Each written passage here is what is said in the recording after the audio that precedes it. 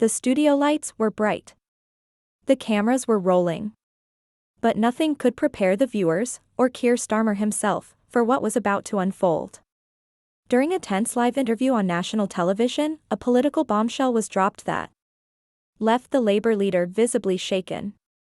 Just moments into the segment, the interviewer calmly pulled out what appeared to be a stack of confidential documents, never before seen. Communications from inside the Labour Party. These documents allegedly revealed a secret internal memo that discussed misleading tactics, coordinated narrative control, and what one source called manipulated grassroots support. As the anchor read out specific lines from the documents, Starmer's posture changed.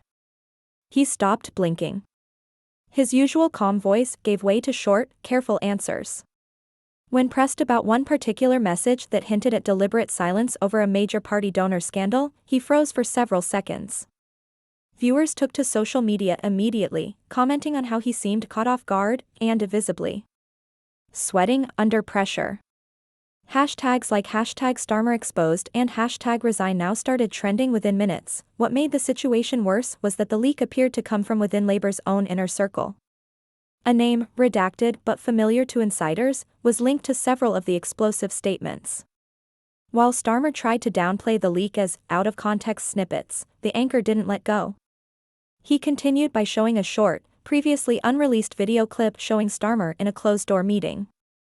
In that meeting, he was heard discussing media management and how to control the message during times of internal conflict, especially regarding the party's recent failures in local elections. That moment shifted everything. Not only was it shocking to see the leader of the opposition confronted so directly on live television, but it also suggested he may have misled both his party and the British public. Political analysts on rival channels quickly picked up the story. Some described the revelations as career-ending, while others called it the most uncomfortable interview in modern British politics. The fallout was instant. Just 10 minutes after the segment aired, a Labour Party whistleblower confirmed that more internal files were set to be released to the press in the coming days. Suddenly, it wasn't just about one awkward interview, it was about whether Starmer still had the trust of his party to lead. The studio lights may have dimmed after the broadcast, but the political firestorm had only just begun. As soon as the interview aired, reactions exploded across the country. Social media platforms turned into a storm of opinions. Within minutes, hashtags like #StarmerMustGo, #Labour in Crisis, and #LeadershipMeltdown were trending at #1 on Twitter and TikTok. Thousands of viewers began sharing short clips of Starmer's frozen expression and awkward pauses. Memes and videos flooded the internet, many saying he knew it was over the second he saw that folder. But it wasn't just ordinary citizens reacting. Politicians began releasing statements, some cautiously, others directly. A senior Conservative MP tweeted, "The mask has slipped. Britain deserves better." Meanwhile, a Liberal Democrat spokesperson said that the revelations on live television proved the Labour leader had lost all moral authority. But what truly stunned the public were the responses from inside Starmer's own party. Shadow Home Secretary Lisa Nandy reportedly cancelled a scheduled appearance and issued a vague statement that said, "Leadership must be built on trust and truth." While she didn't name Starmer directly, the message was clear. Then came the shock. Resignation of a mid-level Labour Party official, an advisor closely linked to Starmer's policy planning team. In his short letter, leaked hours later, he said he could not continue in good conscience while the party pretends nothing has happened. That resignation set off panic behind closed doors.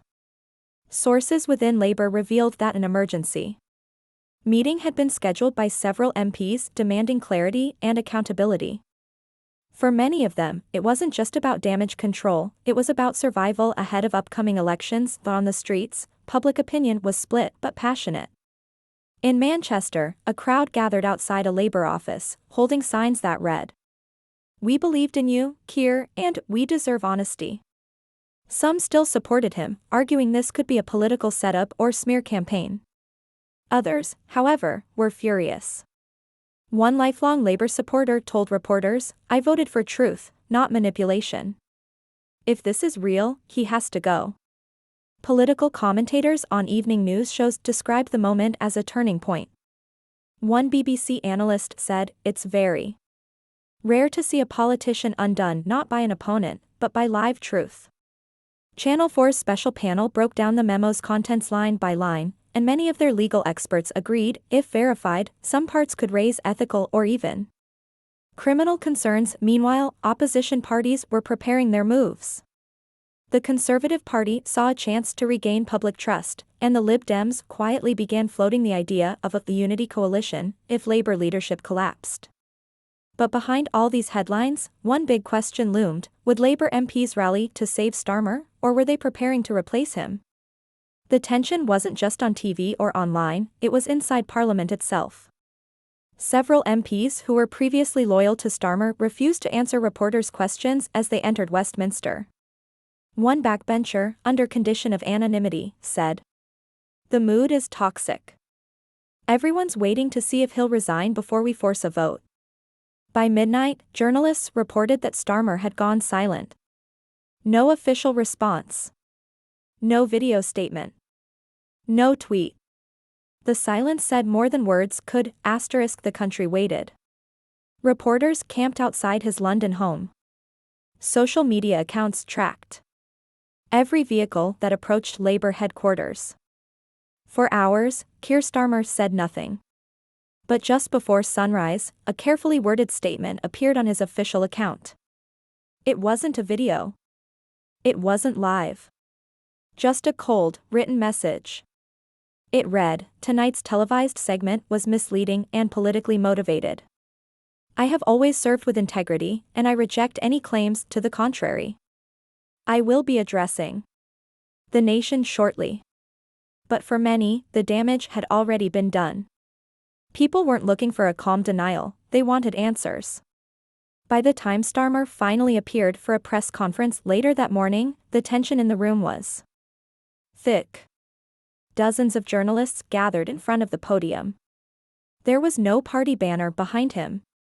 Just a plain background, a single microphone, and the look of a man under pressure. His tone was serious, but noticeably shaky. He began by saying he would not run from scrutiny. He called the leaked documents cherry-picked and manipulated, and insisted that context was being lost for political gain. However, he did not directly deny the existence of the internal memo shown during the broadcast. That silence raised eyebrows. He repeated that he had never broken the trust of the British people, but when asked whether he would resign, he paused for a long 5 seconds and said, "That's not the discussion for today." The room erupted with follow-up questions. Will you step aside for an independent inquiry? Do you still have the confidence of your MPs? Were these memos real? Starmer avoided direct answers. Instead, he announced he would meet with senior members of the Labour Party within the next 24 hours to assess the best way forward. That phrasing, "the best way forward," set off speculation that he might already be considering stepping down. Outside the press conference, his team tried to manage the growing chaos. A spokesperson told waiting cameras that Starmer had no intention of resigning at this time, but that line only fueled the fire. If someone says they're not resigning at this time, it usually means they're preparing to. And Parliament knew it by the afternoon. Political commentators across the UK were already calling this the beginning of the end. One former Labour strategist said bluntly, "He's buying time. Either he walks now, or he's pushed within the week." The opposition was growing louder. Conservative leader Rishi Sunak released a firm statement demanding accountability, saying, "If the Labour leader can't be honest on national TV, how can he be trusted to lead Britain?" Meanwhile, 2 more Labour MPs broke ranks, releasing separate statements calling for a leadership review. Both cited deep concern over the revelations and the public's shaken faith. By this point, there was no doubt, Starmer was cornered. His own allies were distancing themselves. His party was splintering in real time, but then came the unexpected twist. A third-party media group published an anonymous audio clip. The voice, believed to be Starmer's, was recorded in a private strategy session months ago. In the clip, he can allegedly be heard saying, "We'll shape what they know. People believe headlines, not investigations." The source of the clip hasn't been confirmed. But it went viral instantly and made everything worse. Now the pressure is beyond political, it's personal. For a man who built his career on integrity, the cracks are widening fast. In just 24 hours, Keir Starmer went from the confident face of Labour's future to a leader staring down a potential collapse. And still, he hasn't said the one word the public keeps waiting to hear: resign. The future of the Labour Party is now hanging by a thread. For months, Labour had been riding a wave of momentum, closing the polling gap with the Conservatives and preparing for a possible general election victory. But now, with Keir Starmer's leadership in crisis, everything has changed. The revelations on live TV didn't just damage his personal image, they tore open old wounds within the party, exposing deep divisions and distrust that had been quietly growing for years. Inside Westminster, Labour MPs are already looking beyond Starmer.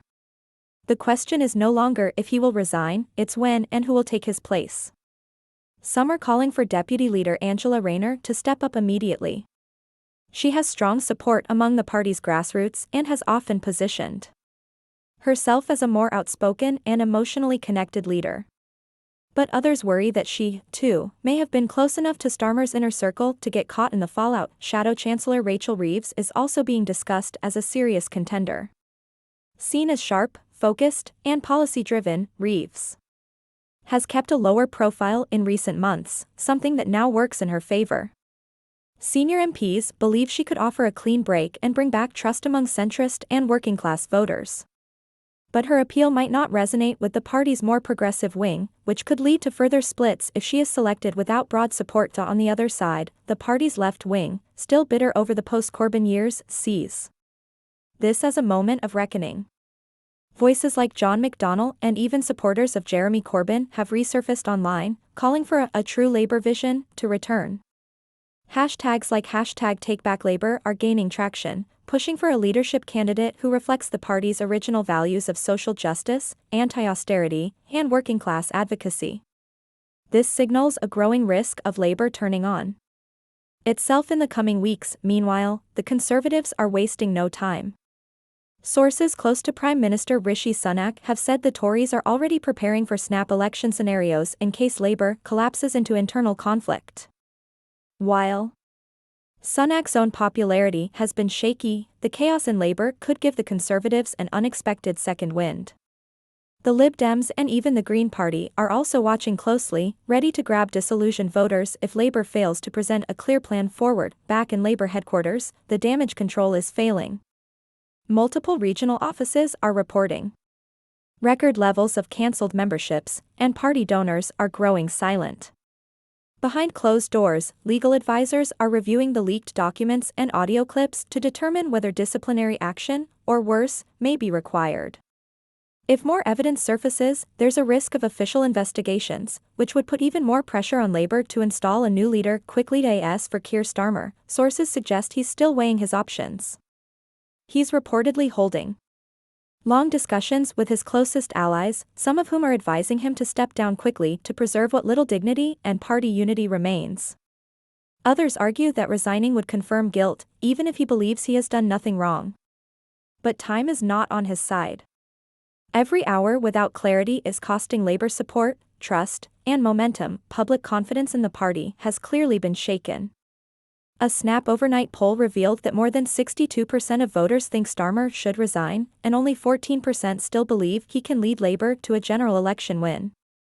Among Labour's core base, that number drops even further. The next 72 hours will be crucial. If Starmer steps aside now, the party might still have time to regroup. But if he clings to power while more evidence surfaces, the damage could be permanent. In politics, timing is everything. And for Keir Starmer and the Labour Party, the clock is almost out of time.